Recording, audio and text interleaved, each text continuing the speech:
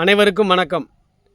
மாண்புமிகு சிவகங்கை சட்டமன்ற உறுப்பினர், மாவட்ட செயலாளர் அண்ணன் PR செந்தில்நாதன் அவர்களை வணங்கி 2026 மாண்புமிகு புரட்சித் தமிழர் எடப்பாடியார் அவருடைய தலைமையில் இதய தெய்வம் புரட்சித் தலைவி அம்மாவுடைய ஆட்சியை மீண்டும் தமிழகத்தில் மலரச் செய்வோம் என்கின்ற வேட்கையோடு இன்றைக்கு சமுதாய நல்லிணக்கத்தோடு சமுதாயத்தில் அனைத்து மதத்தவரும் இன்புற்று வாழ்வதற்காக, ஏழை எளிய சாமானிய மக்கள் செல்வச் செழிப்போடு வாழ்வதற்காக, சட்டம் ஒழுங்கு பிரச்சனையை மிக சீர்படுத்தி போதையில்லாத ஒரு தமிழ்நாட்டை உருவாக்குவதற்காக பாடுபடக்கூடிய ஒரு ஆட்சியாக அதிமுக ஆட்சி 2026 அமையும் என்கின்ற அந்த நம்பிக்கையோடு இந்த தேர்தல் களத்தில் அனைத்து இந்திய அண்ணா திராவிட முன்னேற்றக் கழகம் ஏற்படுத்தி இருக்கிற கூட்டணி என்பது மிகப்பெரிய ஒரு கூட்டணியாக இருக்கிறது.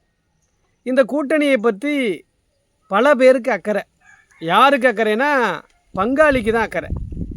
பங்காளி இந்த தமிழகத்தை கூறு போட்டு விட்டார். மிச்ச சொச்சத்தையும் எச்சமில்லாமல் கொள்ளையடித்தாச்சு. இளம் பெண்கள் விதவைகளாகி விட்டார்கள். எதிர்கால சந்ததிகள் போதையில் மூழ்கிவிட்டார்கள். நின்ற கோலத்தில் பேச்சு, அமர்ந்த கோலத்தில் பேச்சு, படுத்த கோலத்தில் பேச்சு என்பதைப் போல குடித்துவிட்டு சாலைகளிலும் ஓரங்களிலும் படுத்து புரண்டு கொண்டு பேசுகிற அந்த ஒரு நாகரிகமற்ற தமிழகத்தை இன்றைக்கு சந்திச்சிட்டோம். ஆனால் இன்றைக்கு தமிழகத்தினுடைய எதிர்காலம் 2026 அனைத்து இந்திய அண்ணா திராவிட முன்னேற்றக் கழகத்தின் கையில் என்று இன்றைக்கு ஒரு 20 நாட்களாக தமிழக அரசியலில் பரபரப்பாக பேசப்பட்டு கொண்டிருக்கக்கூடிய இந்த வேளையில் திமுகவில் இருக்கக்கூடிய கூட்டணி கட்சிகளுக்கு வயிறு எரியுது. ஏன் வயிறு எரியுதுன்னா, அவன் கொள்ளையடிக்க முடியாது. கம்யூனிஸ்டுக்காரன் ஒரு காலத்தில் எங்கே ஒரு பிரச்சனைனாலும் அவன் பார்த்தா செம்பை பிடிச்சிக்கிட்டு, குடத்தை எடுத்துக்கிட்டு, வாளியை எடுத்துக்கிட்டு, பிச்சை எடுத்து கொக்கரிச்சிக்கிட்டு இருப்பான். இன்றைக்கு 4 ஆண்டுகளாக திமுகவை எதிர்த்து, திமுக செய்யக்கூடிய அக்கிரமங்களை எதிர்த்து பேசக்கூடிய திராணி இல்லாமல் வாயில் பூட்டை போட்டு இருக்கிறேன். பல்வேறு ஊடகங்கள், குறிப்பாக சூர்யா போன்ற நடிகர்கள்லாம், பல நடிகர்கள் கொத்தளிப்பான். ஏன்னா எடப்பாடியார் ஆட்சிக்கு எதிராக. ஆனால் இன்றைக்கு தமிழகத்தில் நடக்கிற கொடுமைகளை பார்த்துக்கிட்டு இவன் பூரா பொத்திக்கிட்டு இருக்கிறான். ஏன்னா இவன் பூரா பண வியாபாரிகள். பணத்தை கொடுத்தாச்சுன்னா அடங்கிடுவான். மீடியாவும் அதே மாதிரி தான் இருக்குது. கம்யூனிஸ்ட் கட்சி, விடுதலை சிறுத்தைகள் கட்சி, வைகோ, அவரோடு இருக்கக்கூடிய அனைத்து கட்சிகளும், காங்கிரஸ் எல்லாரும். இந்த வைகோவுக்கு ஒரு அக்கறை வருதுங்க. அஇஅதிமுக பிஜேபி கூட்டணி, அது அமித்ஷா எடப்பாடியாரை பேச விடலை, அமித்ஷா தான் டெக்ளேர் பண்ணுறாரு அப்படிங்கிற அக்கறையில் இவருக்கு என்னன்னு கேட்டேன். இன்றைக்கு ஒன்றை நினைவுபடுத்துகிறோம். இந்த தமிழகத்தில் மறுமலர்ச்சி திராவிட முன்னேற்றக் கழகம், பாட்டாளி மக்கள் கட்சி, இவைகளெல்லாம் அங்கீகரிக்கப்பட்ட கட்சியாக மாறுவதற்கான முதல் காரணம் புரட்சி தலைவி அம்மா அவர். அவங்களோட இவங்கெல்லாம் கூட்டணி வச்சதுனால தான் டெல்லிக்கு நாடாளுமன்ற உறுப்பினர்கள் சென்றார்கள். மதிமுக இல்லாமல் போயிருக்கும். பாட்டாளி மக்கள் கட்சி ஒரு முறை கூட டெல்லியை பார்க்க முடியலை. தலித் எழில்மலை 13 மாதம் மந்திரியாக இருந்தார் பாட்டாளி மக்கள் கட்சியிலிருந்து. மூர்த்தி இருந்தார். இவங்கெல்லாம் அதற்கு முன்னால் எம்பி ஆகி போகிறதுக்கு மிக மிக முக்கியமாக புரட்சி தலைவி அம்மா அவர்களெல்லாம் கூட்டணி ஆக்கி, ஏன் பாரதிய ஜனதா கட்சியை கூட இந்த தமிழகத்திலே காலூன்ற வைத்த ஒருத்தர்னா மாண்புமிகு இதய தெய்வம் புரட்சி தலைவி அம்மா அவர்கள் தான். 98 வாஜ்பாய் அவர்களோடு கூட்டணி வைத்த பொழுது தான் இந்த கூட்டணி என்பது அனைத்து இந்திய அண்ணா திராவிட முன்னேற்றக் கழகத்தின் கூட்டணி என்பது எடப்பாடியார் இன்னைக்கு வைக்கலை, இன்றைக்கு இருக்கிற அதிமுக பொதுச் செயலாளர் வச்சதுன்னு இல்லை. அன்றைக்கே இதய தெய்வம் புரட்சி தலைவி அம்மா அவர்களே 98 வாஜ்பாய் அவர்களோடு கூட்டணி வைத்தார்கள். தமிழகத்திலே அமைச்சர்கள் இருந்தார்கள். அந்த அமைச்சரவையில் பாட்டாளி மக்கள் கட்சி இடம்பெற்றிருந்தது, மதிமுக இடம்பெற்றிருந்தது. மதிமுகவின் சார்பாக நாடாளுமன்ற உறுப்பினர்கள், பாட்டாளி மக்கள் கட்சி சார்பாக நாடாளுமன்ற உறுப்பினர்கள் டெல்லிக்கு சென்றார்கள் என்றால் திமுகவோட பிச்சை இல்லை, அஇஅதிமுகவோட பிச்சை. இது வைகோவுக்கு தெரியும், ராமதாஸுக்கு தெரியும். இதே மாதிரி பல்வேறு தமிழக ராஜீவ் காங்கிரஸ்னு அன்னைக்கு வாழப்பாடி இருந்தார். இவங்களுக்கெல்லாம் தெரியும். கட்சியில் அங்கீகாரமே இருந்திருக்காது வைகோவுக்கு.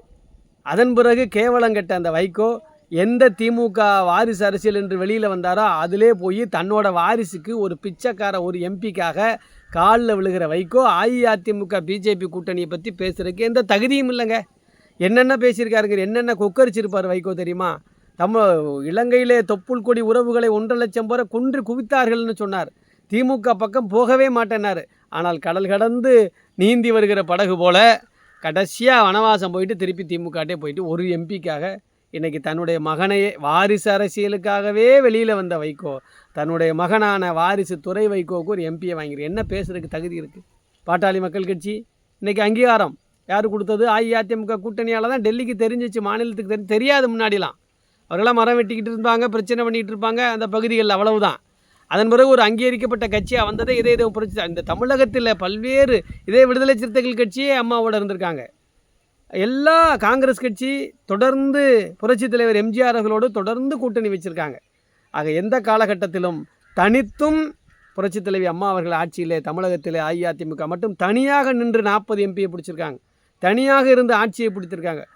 சிங்கப்பூரிலே ட்ரீட்மெண்ட்டில் நம்முடைய புரட்சித் தலைவர் எம்ஜிஆர் அவர்கள் இருந்த பொழுதும் தனித்து நின்று அங்கே படுத்திருந்த பொழுதும் இங்கே தமிழகத்தில் ஆட்சியை பிடித்த இயக்கம் என்றால் அனைத்து இந்திய அண்ணா திராவிட. ஆனால் தமிழகத்தில் பொய்ய 10 முறை சொன்னால் அந்த பொய் உண்மையாகும் என்பதை தாரக மந்திரத்தை கலைஞர் முதல் துவங்கி ஸ்டாலின் வரையில் வளர்ந்து உதயநிதியில் இன்றைக்கு நீட்சியாகி இன்பநிதி வரையிலே தொடர இருக்கின்ற அந்த பொய் திமுக இந்த தமிழகத்தில் மீண்டும் இன்றைக்கு மும்மொழி எடுக்கிறாங்க, இந்திய எதிர்ப்பை எடுக்கிறாங்க, நீட்டு தேர்வை எடுக்கிறாங்க, கல்வி கடனை சொல்கிறாங்க, அதே மாதிரி கச்சத்தீவை மீட்கிறேங்கிறாங்க, போதையில்லா தமிழங்கிற எல்லாம். 2 தேர்தல் வந்தால் சொல்லுவாங்க, தேர்தல் வந்தால் கத்துவாங்க. அந்த கனிமொழி அக்காவை காணா, ஸ்டாலின் அண்ணாச்சியை காணும், ஸ்டாலின் வாங்கின பொட்டி புகார் பெட்டி சாவியை காணும், இதெல்லாம் காணா.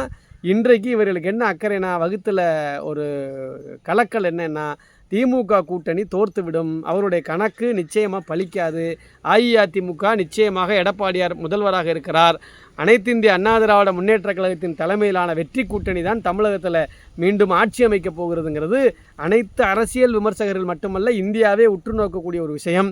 இந்த விஷயத்தில் ஏன் டெல்லியில் போய் அவர் பார்த்துட்டு அவர்களுக்கு வகுத்தில் புளியை கரைச்சது மாதிரி பயப்படுறாங்க?